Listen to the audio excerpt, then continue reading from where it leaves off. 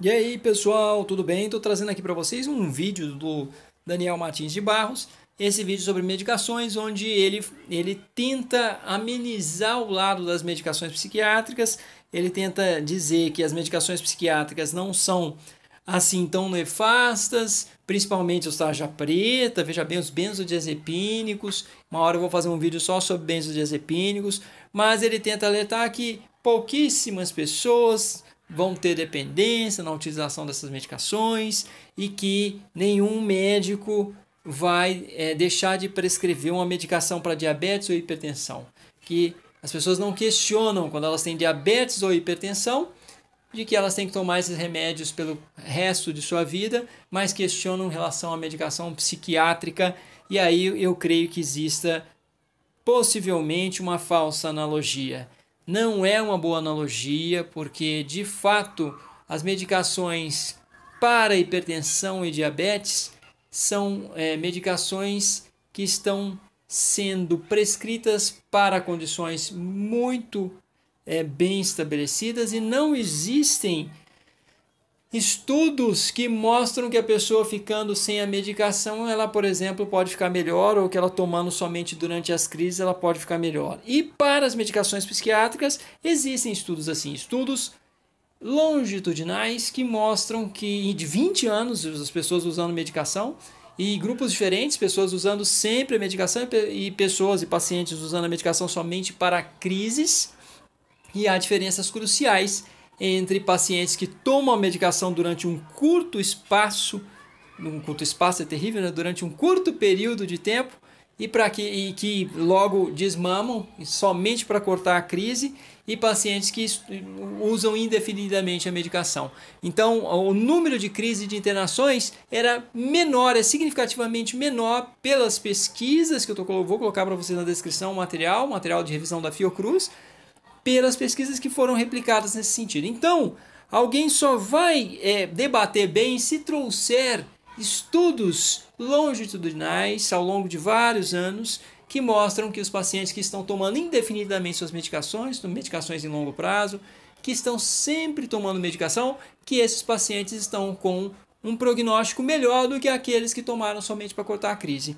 E aí fica uma questão também da Finlândia. Na Finlândia, e estamos falando, claro, de estudos em relação aos antipsicóticos, tá? Então são estudos em relação a antipsicóticos. Ah, Adriano, mas é só estudo em relação a antipsicóticos, não está falando de benzodiazepínico, não está falando de antidepressivo. Mas é um modelo interessante, porque no Brasil 90% dos pacientes com transtorno psicótico tomam medicação. É mais ou menos 90%. Enquanto que na Finlândia esse índice é de mais ou menos 10%. Então imaginem, na Finlândia é uma minoria dos pacientes psicóticos que tomam medicação indefinidamente. Eles tomam para cortar a crise e logo já vão desmamando. E tem um índice muito menor de internações.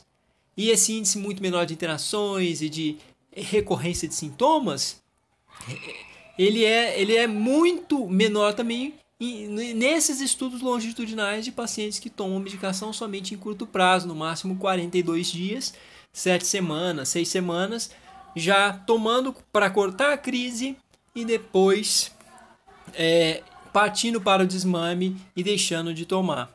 Então, talvez a analogia que ele fez não é uma analogia muito boa. É uma analogia somente para justificar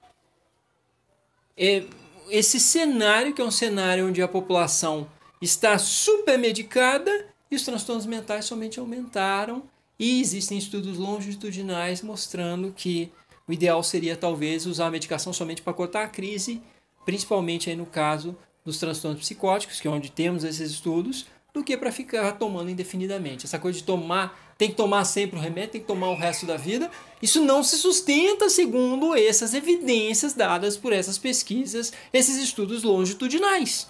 Então o debate tem que ocorrer assim, com os dados científicos disponíveis. Tragam-me estudos, mostrem-nos estudos longitudinais com antipsicóticos. No caso em que os pacientes que tomam medicação indefinidamente, durante muitos anos, durante toda a vida, que eles estariam melhores do que os pacientes que tomam somente em casos de crise. Então é isso. O vídeo de hoje é sobre esse ponto. Vou deixar na descrição o material da Fiocruz. É um livro, tá, de Paulo Amarante, e tem um outro autor junto com ele. E vamos debatendo. É isso então, pessoal. Um abraço.